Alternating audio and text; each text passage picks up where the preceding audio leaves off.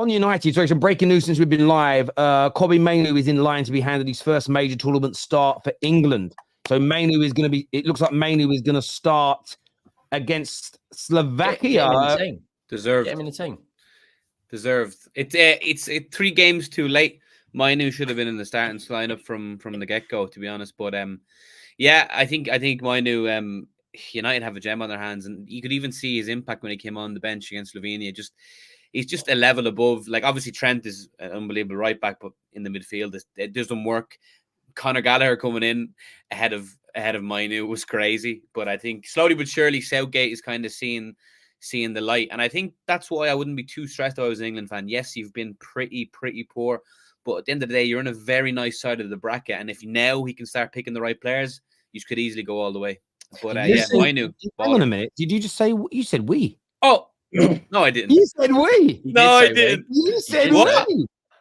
No, I didn't. You said if we can start picking the right, go on. We're converting an Irishman to England. Oh, Listen, I was just gonna say, Terry, Southgate used majority of the pre-tournament to figure out who he's gonna pick for the team and not actually get the team to gel.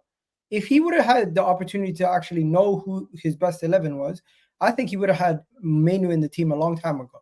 Because you could see from a mile away that Conor Gallagher and what Trent were doing were not good enough. So right now, he made the right choice. It's not a bold choice. He's basically been forced in to make the right decision eventually. But I want to see where he makes the other changes, because I think Kyle Walker could be potentially changed to make the team better also. I think there's a lot of ways to still make the team better. I'm excited about it. I was nervous when he came on because obviously I want him to do well, and not just because he's United. I'd feel nervous for Adam Wharton as well. I think these two are the future of England's midfield. I think they're both exceedingly talented, and it is. I mean, listen, I've got nothing against Conor Gallagher. I think he's a decent player. The fact he was starting over Mainoo was just a horrific managerial decision, and I'm glad it's being addressed. And look, we've got a good chance to beat Slovakia. Paddy's right. We're on the right side of the draw. If we could start to click now, what a perfect time to start doing it. I'm not saying I'm confident we will, but if we could start to click now that the knockout stages are here, brilliant, absolutely brilliant. I'd be happy with that. But yeah, look, Mainoo, I know it's a few days away still. Fingers crossed he stays fit. What a year, what a 12 months for the young man to, injured in pre-season, missed the first sort of third of the campaign, comes in, one of our best players of the season, one of the breakthrough stars of the season, scores in that FA Cup winning final and played well in it, and, is going to start in a knockout game for England. It just goes to show you, if you've got that talent and you work hard, the levels you can get to in life. Do you know what I mean? And, you've been there, Paddy, watching Trent Alexander-Arnold come through and people in the past. Henry must have felt this way when Harry Kane was coming through. Saka at Arsenal, very, very, very similar.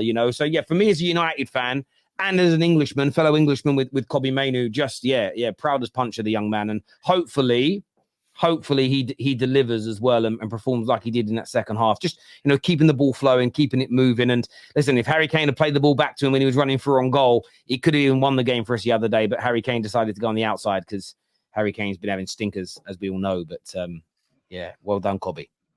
Yeah, fair play. And as you were saying, Nick, you might have been poor in the group stage, but at the end of the day, you are still through as the winner. So nothing would have changed if you won every game 4-0.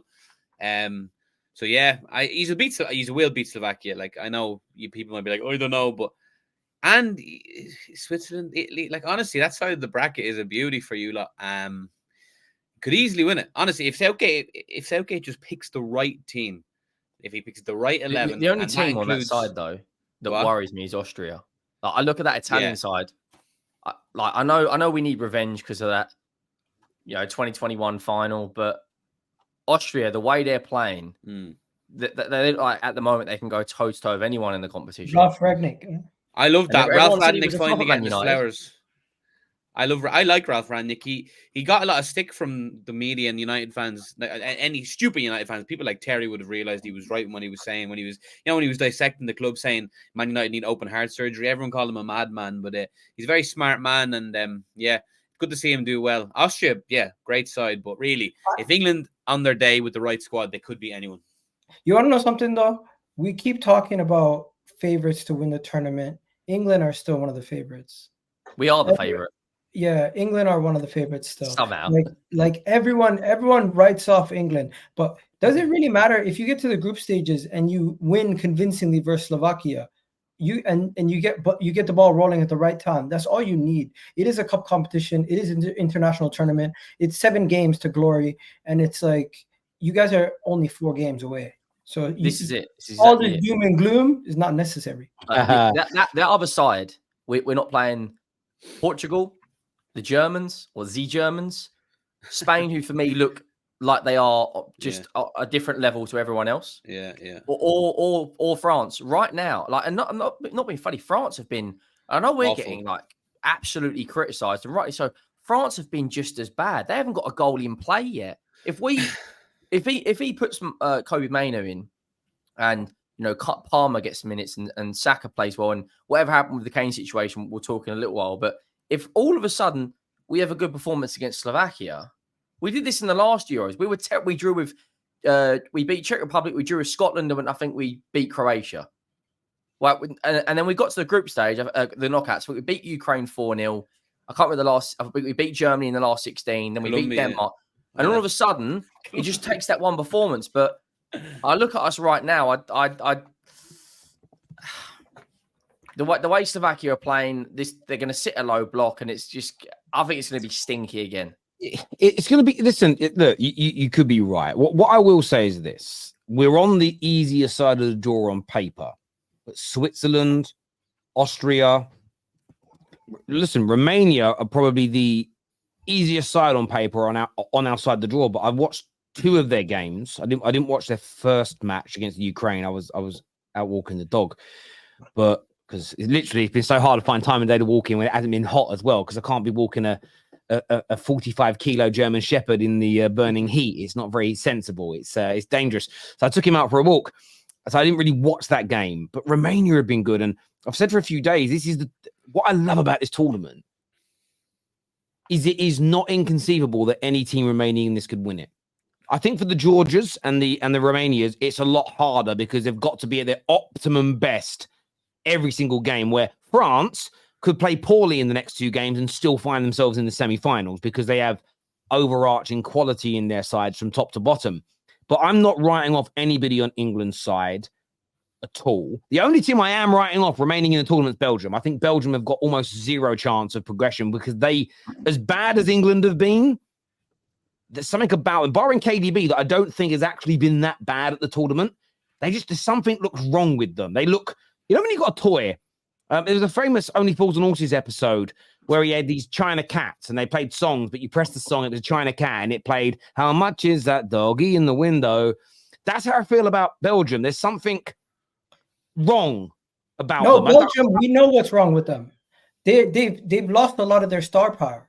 They've lost a lot of their star power that was their golden era is filtered out. All they have left from their golden era is now Kevin De Bruyne and Lukaku. And let's be honest, Lukaku's a shell of his former self. Yeah, Kevin De Bruyne has never been. It's like a TV series when all the best actors have left. It's like Yellowstone. Kevin Costner's leaving. I ain't watching no more. You can't have Yellowstone without Kevin Costner in it. Like, it's done. It's finished for me. I know he's cancelled.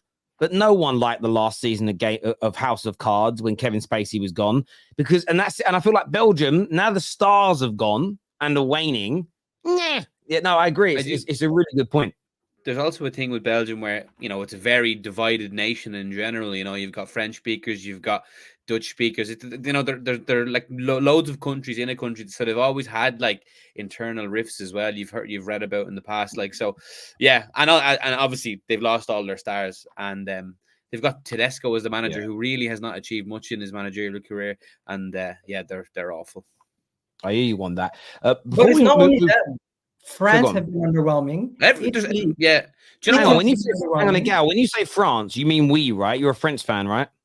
Bro, I'm not gonna lie to you, Terry. I've fallen out of love. You should be happy. Jonathan David scored the other night. They won. I've fallen out of love with international football, man. Flemish, sorry, yeah. It's just it doesn't have my heart the way it used to. We knew what you meant. We knew what you meant, Paddy. Yeah. Paddy, do you speak Gaelic? I'm okay. Like, I speak better Spanish than I do speak Irish. Okay. Yeah, it's not a lot of us have it, but we have it. A lot of us have a basis of it, but you know, A basis. Yeah. No, I hear you. My little boy is learning. My little boy is learning some bits and pieces, which is cool. So yeah, he's doing that.